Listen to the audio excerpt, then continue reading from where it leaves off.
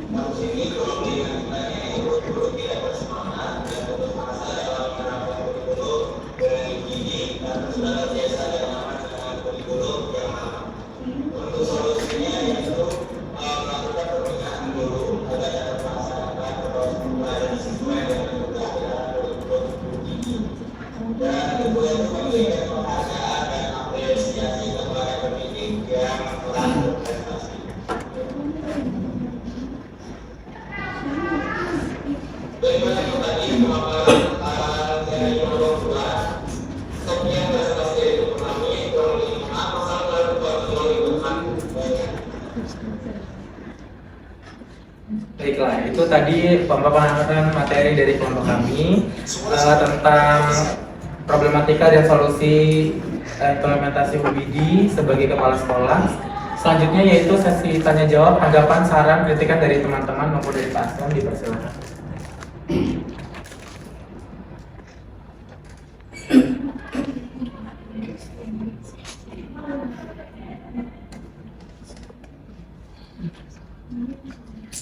Saya mau nanya.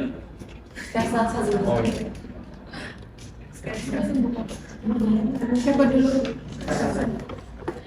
Saya Fadila Salsabila dari perwakilan kelompok 4. Mau cerita sedikit dan mau tanya kalian bagaimana solusinya gitu. Ini cerita kemarin saya di sekolah. Selama 1 tahun saya mengajar kemarin, ini sisi gelapnya sekolahan ya. Maksudnya kayak kepala sekolahnya itu tinggal beberapa bulan lagi mau pensiun gitu kan.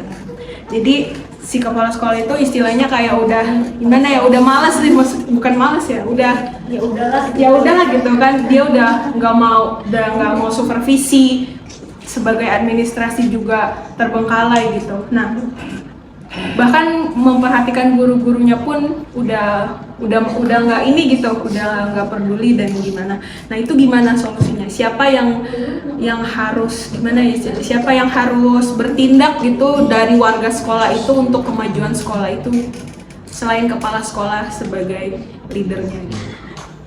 Terima kasih.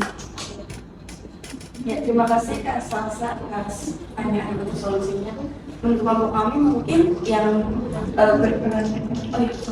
berkelompok kami yang berperan jika kepala sekolahnya berperilaku seperti itu, bisa saja itu wakilnya. Karena kan di sekolah itu kan terdiri dari kepala sekolah, wakil itu kan cuma satu ya, ada wakil kurikulum, ada wakil sekolah, iya gitu. Jadi mungkin wakilnya itu bisa membantu kepala sekolahnya. Kalau misalkan si kepala sekolahnya itu sudah mungkin bisa memberikan nasihat, tapi kalau misalkan nggak bisa dinasehatin juga ya kepala sekolahnya. Iya, sharing kali ya, lebih sharing gitu. Nah, kalau kepala sekolahnya sudah tidak bisa nih diajak sharing atau dinasihatin seperti itu, ya yang harus bertindak wakilnya. Mungkin dari teman-teman lain ada yang mau menambahkan? Saya menambahkan. Ya, saya setuju dengan yang tadi dibilang Rika, kalau misalkan kepala sekolahnya tidak gerak, yang harus gerak adalah wakil kepala sekolahnya, karena yang berdasarkan pengalaman saya waktu itu mengajar, memang kepala sekolahnya bisa dibilang gerakannya kurang ya, gerakan dan gebrakannya kurang, entah itu untuk terkait dengan kurikulum, pembelajaran, dan juga kegiatan-kegiatan sekolah. Dan yang bekerja lebih adalah wakil kepala sekolah. Jadi memang sebenarnya wakil kepala sekolah itu tugasnya kalau menurut saya lebih berat ya daripada kepala sekolah, karena dia mengcover banyak hal seperti itu. Seperti itu. Terima kasih Pak Hilmi. Makasih Kak Salsa untuk pertanyaannya. Lanjutnya. Nah, izin menambahkan? Oh iya. Ya, dari kelompok 1 setuju juga kalau yang mengingatkan itu dari wakil kepala sekolah, tapi mengingat di sekolah saya sendiri dulu itu tidak ada wakil kepala sekolah. Mungkin yang bisa menindaklanjuti itu dari pengawas, karena kan pasti di setiap daerah ada dinas pendidikannya masing-masing yang memantau kinerja dari sekolah dan kepala sekolahnya masing-masing. Terima kasih. Lanjutnya. Tadi 4 sama 3 ya? 5 sama 3, berarti 1-3.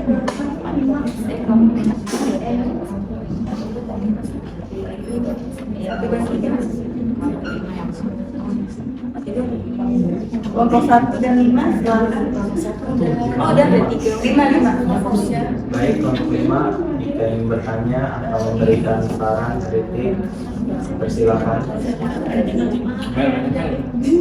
Amel.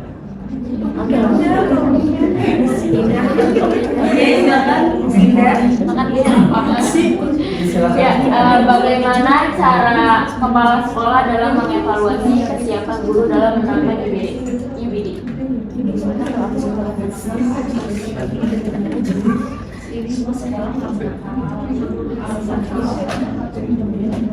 Baiklah, kami akan menjawab pertanyaan dari Indah. Bagaimana cara kepala sekolah mengecek kesiapan guru dalam mengimplementasikan UBD, mengevaluasi implementasi UBD. Jadi di awal itu kepala sekolah itu kan pasti sebelum mengimplementasikan UBD itu sudah memperkenalkan terlebih dahulu tentang UBD itu seperti apa, lalu penerapannya apa saja, terus alurnya itu bagaimana, terus cara penilaian yang mengevaluasinya bagaimana kan sudah dipaparkan sebelumnya. Nggak mungkin guru asal ini silakan implementasi gini-gini, enggak, pasti kan sudah ada kayak sosialisasi terlebih dahulu. Terus nanti pada saat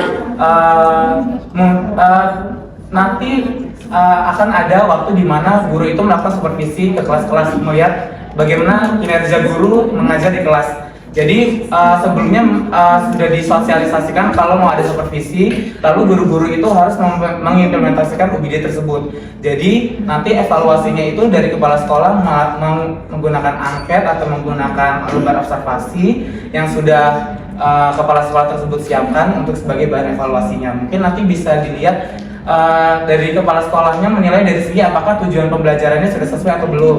Lalu apakah alur yang dilakukan itu sudah benar atau belum. Kan alurnya kan tujuan pembelajaran tercapai, lalu melakukan asesmen, lalu baru membuat kegiatan pembelajaran. Nanti kan dari situ bisa dilihat apakah sudah sesuai prosedur atau belum. Nanti kan dari guru sudah menyiapkan lembar observasinya, kepala sekolah sudah mempersiapkan lembar observasinya sendiri. Mungkin bisa dilihat dari sudut pandang itu, dan juga dilihat dari kegiatan pembelajarannya. Apakah kegiatan pembelajarannya itu asesmennya sudah sesuai, atau apakah tujuan pembelajaran bisa tercapai menggunakan model yang dia gunakan.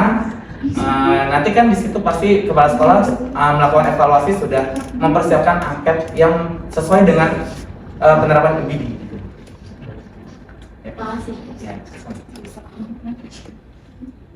Baiklah, karena dari semua kelompok sudah memberikan masukan dan pertanyaan kepada kelompok kami ucapkan terima kasih sebanyak-banyaknya atas perhatiannya. Sekian presentasi dari kelompok 2, kurang lebihnya mohon maaf. Wassalamualaikum warahmatullahi wabarakatuh. Waalaikumsalam. gimana? Tapi dari kelompok kepala sekolah